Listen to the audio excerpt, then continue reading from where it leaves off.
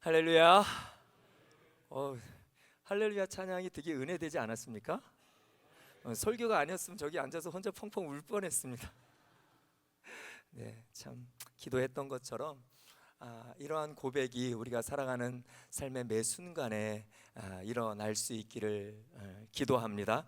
무엇보다 우리가 그 은혜를 잃어버리지 않고 살아갈 수 있으면 좋겠습니다. 우리 옆에 분들과 함께 인사하겠습니다.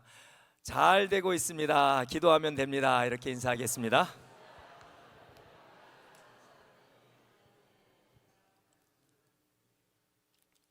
네, 이번에는 지난번 한번 했었는데요. 제가 믿음에, 그럼 여러분은 제가 믿음에 하면 여러분 뭐 하신다고요? 그 다음에 든든히, 그러면 제일성도교회 화이팅 같이 하시는 거예요.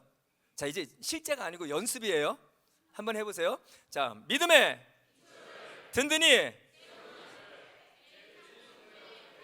그러니까 바로 나오셔야지. 바로. 그러니까 연습 한 번 더 해볼게요. 연습. 믿음에, 든든히, 제일성도교회 화이팅.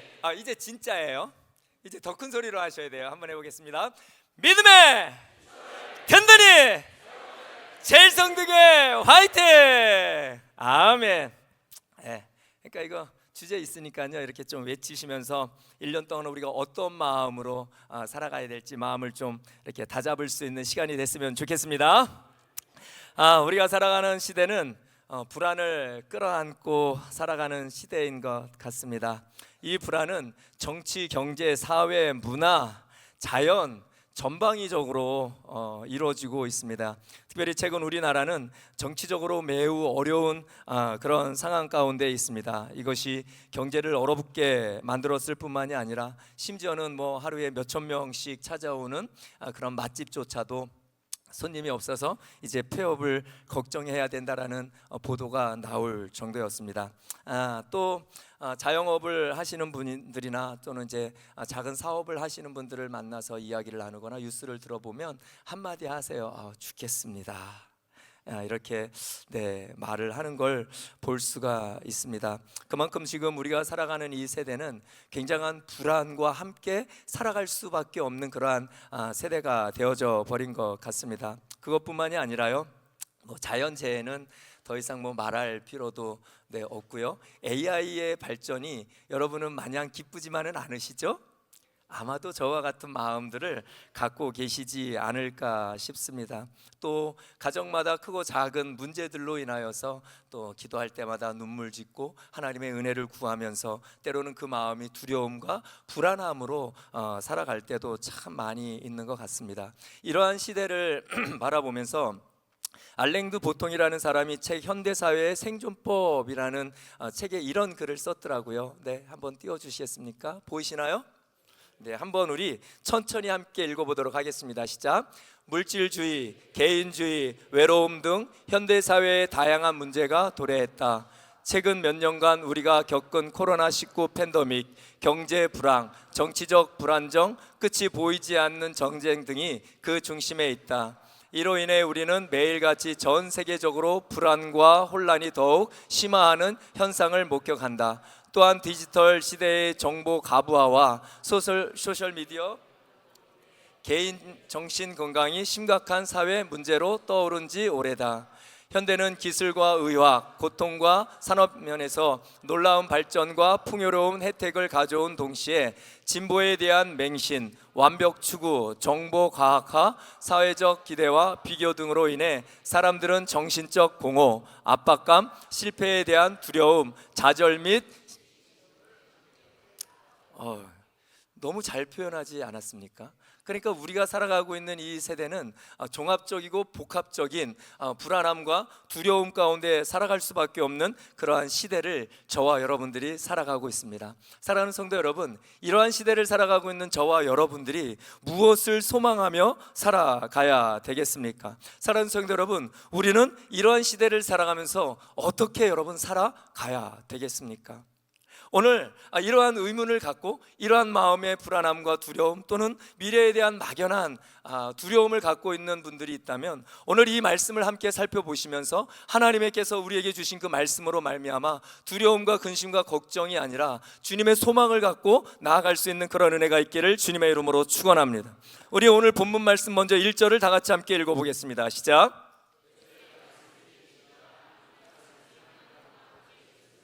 이 말씀은 곧 하나님이시니라. 요한복음 1장 1절에서 6절까지의 말씀은 지난 저희 서지역 샘터 대신방 때 함께 나누었던 메시지였습니다. 그런데 메시지를 묵상하면서 또 나누면서 사실은 제가 더 은혜가 많이 됐었어서 여러분들과 함께 더 나누어 보고 싶습니다. 창세기 1장 1절에 말씀하기를 태초에 하나님이 천지를 창조하시니라 라고 말씀을 하고 있습니다. 이때의 태초는 하나님께서는 온 우주 만물을 창조하신 그때를 의미합니다. 그런데 오늘 요한복음 1장 1절에도 보면 뭐라고 말씀하고 있습니까? 태초에 말씀이 계시니라. 그래서요, 성경 전체에 태초는 2번이 나옵니다. 여러분 혹시 어디와 어디에서 나오죠? 어떻게 하셨어요? 누가 알려주셨나요? 맞습니다. 성경에 2번 나와요. 그것은 창세기 1장 1절과 요한복음 1장 1절에 거쳐 2번에 걸쳐서 나옵니다. 그런데 이 두 단어는 사실 같은 단어입니다. 의미도 같습니다. 그러나 이것을 풀이하는 뜻은 굉장히 다르다는 것을 우리가 알 수 있습니다. 먼저 여러분에게 질문을 하겠습니다. 창세기 1장 1절 태초에 하나님이 그러면 이때 태초는 언제를 얘기할까요? 네? 네. 많이 바뀌셨어요. 옛날에는 입도 뻥끗 안 하셨었거든요. 근데 지금은 뭐라 하세요. 비록 여기까지는 안 들려도 맞습니다. 태초에 하나님이 천지를 창조하시니라. 그러니까 창세기 1장 1절의 태초는 바로 모든 인류가 시작되어지는 그 태초를 말씀하고 있는 거예요. 그렇다면 여러분 요한복음 1장 1절의 태초는 언제를 말씀하고 있을까요? 네? 네, 뭐라고는 못 알아듣겠어요. 여튼 맞는 걸로 할게요. 여러분 이거 제가 한번 여러분하고 설교하면서 한번 말씀을 드렸던 적이 있어요. 여러분 요한복음 1장 1절의 태초는 굉장히 중요한 말씀이에요. 요한복음 1장 1절에 태초에 말씀이 계시니라고 말씀하시는 이 태초는 세상이 창조되기 그 이전에 이미 하나님이 스스로 존재하시고 혼자 계셨던, 스스로 계셨던 그 태초를 말씀하고 있는 거예요. 그러니까 여러분 가만히 생각해 보세요. 세상의 종교가 언제부터 시작이 됐습니까? 네, 여튼 뭐라고 하시는데 안 들려요. 그래도 감사해요. 여러분 잘 생각해 보세요. 우리 하나님을 믿고 있는 우리는요, 시작부터가 다 다르다는 걸 우리는 알아야 합니다. 여러분 모든 종교의 시작은요 바로 하나님이 세상을 창조하시고 그리고 인간이 하나님의 말씀을 떠나서 불순종함으로 인하여 죄가 인간 안에 들어오면서부터 종교가 만들어진 거예요. 여러분 모든 사람들은 하나님이 창조하실 때 하나님이 계셔야 하는 마음에 구멍을 두셨죠. 여러분 그 마음이 죄로 인하여 뻥 뚫려 버리니까 이제는 그 마음을 채울 무엇인가를 찾는 거예요. 물질로, 성공으로 이런 걸로 되지 않죠. 그러니까 사람들은 종교를 찾는 거예요. 그리고 그 종교를, 이슬람을, 불교를, 힌두교를, 그 종교를 집어넣으면서 자기의 허전한 마음을 채우고 어떻게 하든 그 마음을 달래보려고 노력을 하죠. 그런데 여러분 아십니까? 우리 하나님은요 온 우주가 시작되기 이전에, 온 만물이 창조되기 이전에, 온 이 땅에 살아가는 모든 사람들이 창조되기 이전에 스스로 존재하고 계시는 살아계신 하나님이라는 사실이에요. 여러분 아시겠어요? 제가 이 흥분된 마음이 지금 느껴지시나요? 여러분 우리가 믿고 있는 하나님은요 세상 종교와 비교할 수 없는 스스로 존재하시고 이미 존재하시는, 사람을 위해 만들어지거나 사람을 위해서 만들어진 그런 종교가 아니라 그냥 하나님 스스로가 존재하고 계시는 전능하신 하나님이라는 거예요. 와, 이 말씀이요 출애굽기 3장 13절에서 14절에 이렇게 말씀하고 있어요. 우리 조금 길지만 다 같이 함께 읽어볼까요? 창세기 3장 13절에서 14절. 네, 제가 읽어드릴게요. 잘 들어보세요. 모세가 하나님께 아뢰되 내가 이스라엘 자손에게 가서 이르기를 너희의 조상의 하나님이 나를 너희에게 보내셨다 하면 그들이 내게 묻기를 그의 이름이 무엇이냐 하리니 내가 무엇이라고 그들에게 말하리이까. 하나님이 모세에게 이르시되 나는 스스로 있는 자니라. 또 이르시되 너는 이스라엘 자손에게 이같이 이르기를 스스로 있는 자가 나를 너희에게 보내셨다 하라. 와우, 사랑하는 성도 여러분, 아시겠어요? 모세가요 하나님 앞에 부르심을 받고 이스라엘 백성들 노예 생활을 하고 있는 이스라엘 백성들을 출애굽을 시키라고 하나님으로부터 부름을 받는 거예요. 그런데 모세가 이 말 저 말 하다가 내세운 이유 중에 하나는 뭐냐면 그래서 갔다고 칩시다 하나님. 근데 그들이 나보고 네가 보낸 사람이 누구야? 분이 누구야? 라고 말하면 내가 뭐라고 말합니까? 그러니까 하나님이 뭐라고 말씀하세요? 2번 말씀하세요. 성경에서 반복해서 얘기하는 건 굉장한 강조예요. 그러니까 하나님이 뭘 강조하냐면 나는 이름이 없어. 그러나 나는 온 우주 만물이 존재하기 이전에 이미 스스로 존재하고 있는 전능하신 하나님이야 라를 말씀하고 있는 것입니다. 사랑하는 성도 여러분, 오늘 저와 믿고 있는 하나님이 어떤 분이십니까? 아니요, 다시 질문하겠습니다. 여러분이 믿고 있는 하나님은 어떤 분이십니까? 여러분이 신뢰하고 있는 하나님은 여러분 어떤 하나님입니까? 하나님은요 이거 내가 스스로 있는 자다, 내가 스스로 있는 자라고 말씀을 하시면서 이름을 알려주시지 않고 내가 누구인지, 내가 어떤 존재인지를 바로 그 백성에게 알려주고 계시는 걸 볼 수가 있습니다. 사랑하는 성도 여러분, 이거는 너무나 중요한 말씀이십니다. 이 말씀은 모든 신앙의 가장 중요한 부분이며 또 가장 기본이 되면서 가장 높은 수준의 신앙의 고백이 바로 우리 하나님은 스스로 계시는 하나님이시라는 이 고백이 가장 높은 신앙의 고백인 줄로 믿습니다. 여러분에게 하나님은 어떤 분이십니까? 대답을 좀 하셔야 물을 마시죠. 지금 타임을 못 잡겠잖아요. 여러분에게 하나님 어떤 분이십니까? 드디어 제1성도교회 기적이 일어나고 있습니다. 대답 소리가 들렸어요. 사랑의 하나님. 아멘. 맞습니다. 바로 그 하나님이 저와 여러분들의 하나님입니다. 불안하고 초조한 두려움에 사로잡혀 이 세대를 살아가고 있는 저와 여러분들이 유일하게 붙들 수 있는 하나님, 저와 여러분들의 삶의 모든 것들이 되시는 하나님, 그분은 스스로 계신 하나님이신 줄로 믿습니다. 여러분, 누구를 붙드시겠습니까?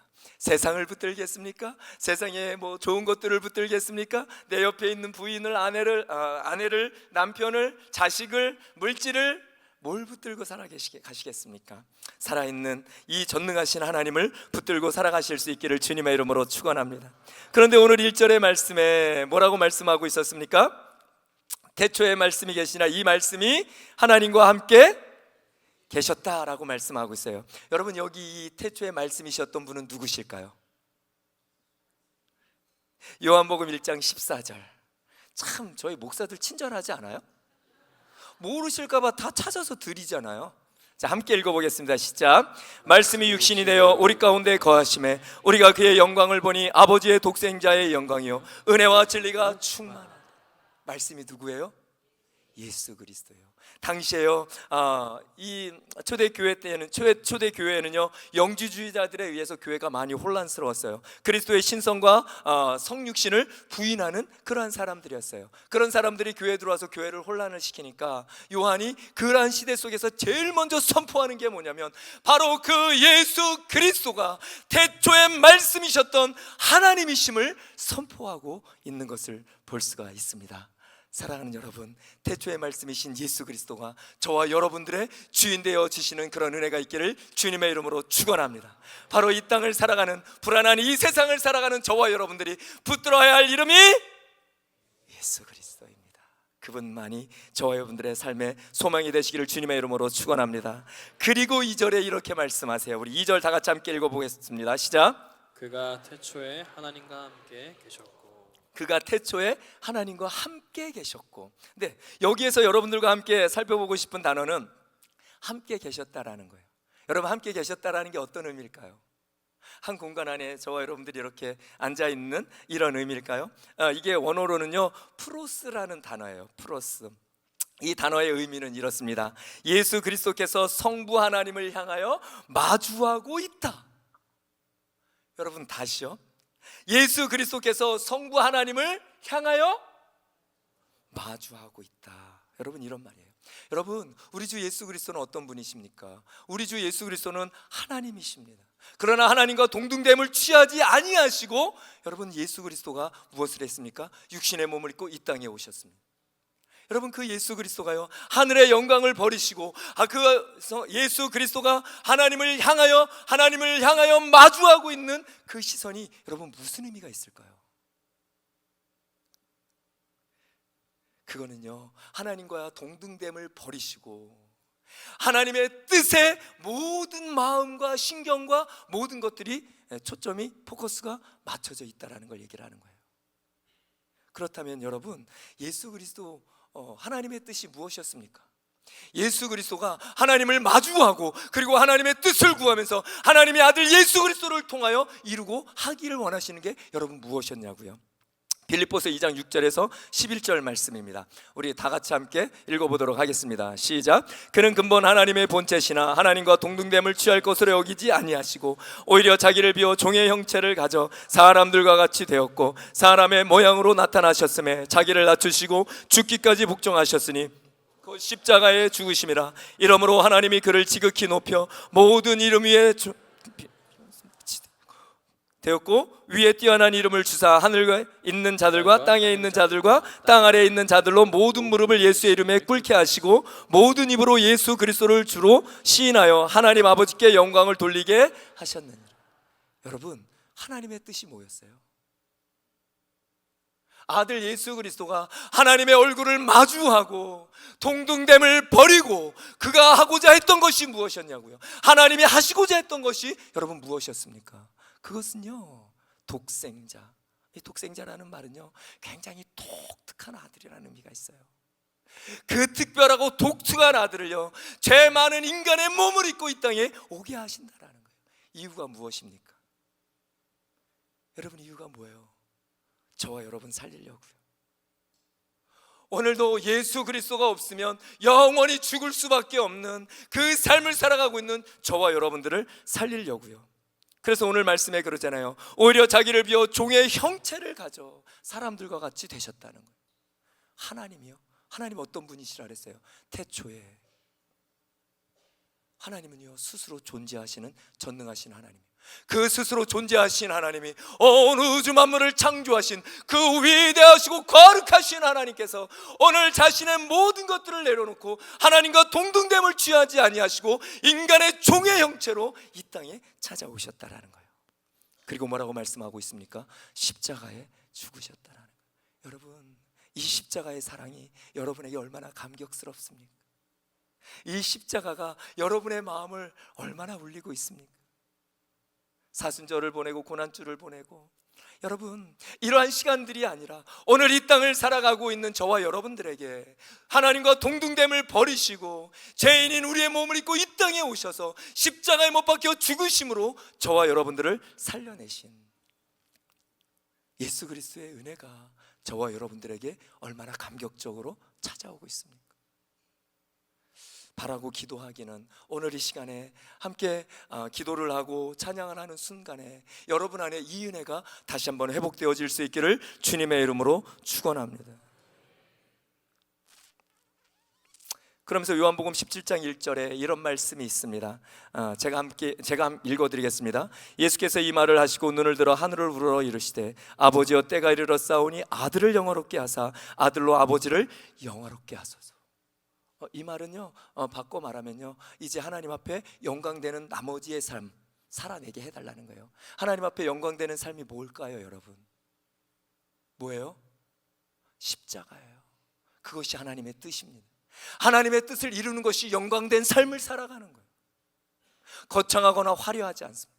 하나님의 뜻을 알고 그것을 오늘 내가 살아내는 삶이 하나님 앞에 영광되는 삶이죠. 예수 그리스도가 하나님 앞에 올려드리는 영광은 무엇이냐면, 하나님의 형상을 따라 창조된 인간들이 타락하여서 하나님과의 관계가 단절이 되어지고 하나님을 더 이상 볼 수 없는 그러한 환경과 상황 가운데 놓여 있는 그들을 위하여 직접 십자가에 못 박혀 죽음으로 하나님과의 관계를 회복시키는 것, 이것이 하나님의 뜻이었던 것입니다. 예수 그리스도는 그걸 살아내신 거예요. 하나님의 얼굴을 마주하고, 하나님의 얼굴을 마주하고 하나님의 뜻을 발견하고 하나님의 뜻에 순종하여 이 땅에 오신 예수 그리스도. 사랑하는 성도 여러분, 오늘 저와 여러분들은 뭘 마주하고 살아가고 계십니까? 불안을 마주하고 살아가고 계십니까? 건강의 문제를 마주하고 살아가고 계십니까? 세상이 돌아가는 수많은 일들을 마주하고 살아가고 계십니까? 아니면 말로 표현할 수 없는 눈물과 한숨을 마주하며 살아가고 계십니까? 여러분, 제가요 장담하건대 여러분이 무엇을 마주하고 살아가느냐에 따라 여러분의 인생이 바뀔 줄로 믿습니다. 여러분의 환경과 상황을, 여러분이 맞닥뜨리는 그 수많은 어려움을 여러분이 마주하고 살아간다면 여러분 근심과 걱정과 염려에 빠져서 여러분 살아가시게 될 거예요. 그러나 태초에 말씀이셨던 하나님, 온 우주 만물이 존재하기 전에 이미 존재하셨던 살아계신 하나님의 얼굴을 마주하는 순간 저와 여러분들은 불안과 걱정과 근심과 염려에 사로잡히는 것이 아니라 하나님이 우리에게 허락하신 참된 자유와 평안함에 오늘을 살아갈 수 있는 줄로 믿습니다. 사랑하는 성도 여러분, 오늘을 살아가는 민족의 교회가 뭘 마주하고 살아가야 될까요? 오늘 우리가 뭘 마주하고 살아가야 될까요? 하나님의 뜻은 이 땅을 보낸 모든 한 사람 한 사람들에게 분명하게 있습니다. 하나님의 뜻은 이 민족에 세워진 교회에 분명하게 있습니다.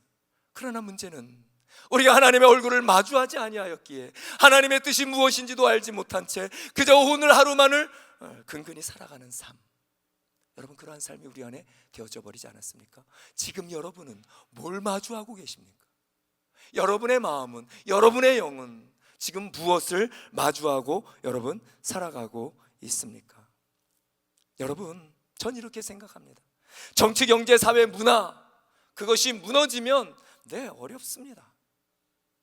어렵습니다. 그러나 여러분 괜찮습니다. 괜찮아요. 그 정도는. 그런데 더 큰 문제는 뭔지 아세요? 교회가 무너져 버리면 세상은 소망이 없어요. 여러분 아시겠습니까?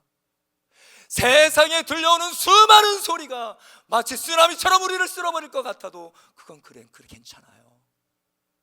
그런데 예수를 잃어버리면요, 그런데 교회가 무너져 버리면요, 그런데 성도들이 예수 그리스도 안에 한 마음과 한 영이 되어짐을 잃어버리면 여러분 우리에겐 소망이 없는 거예요.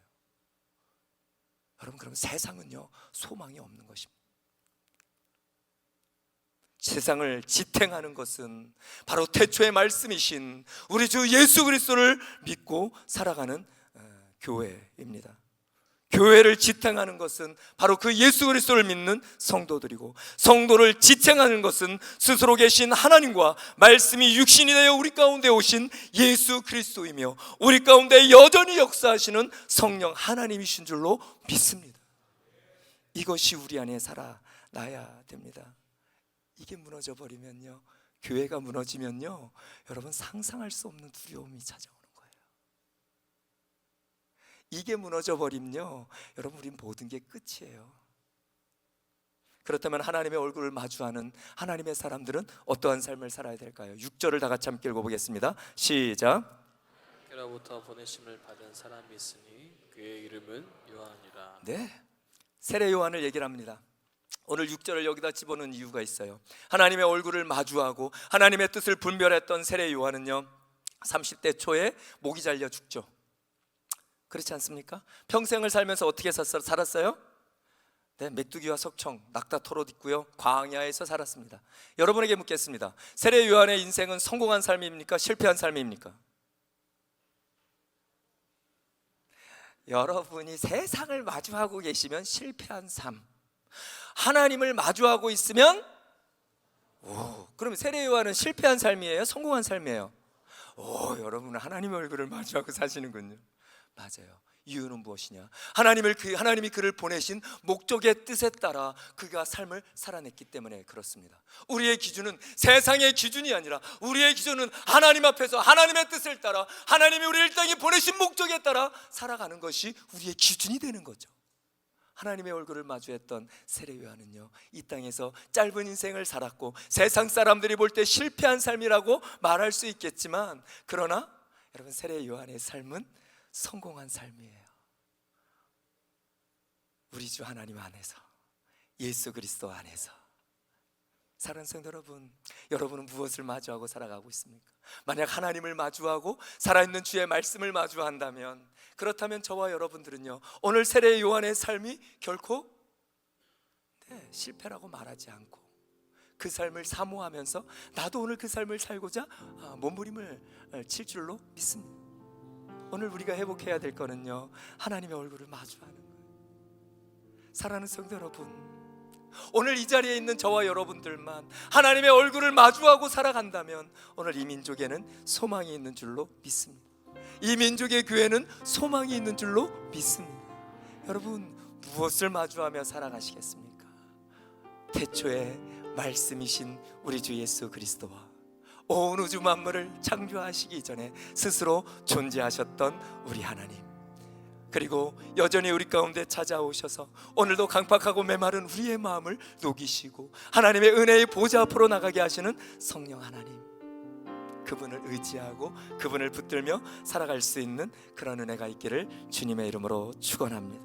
우리 함께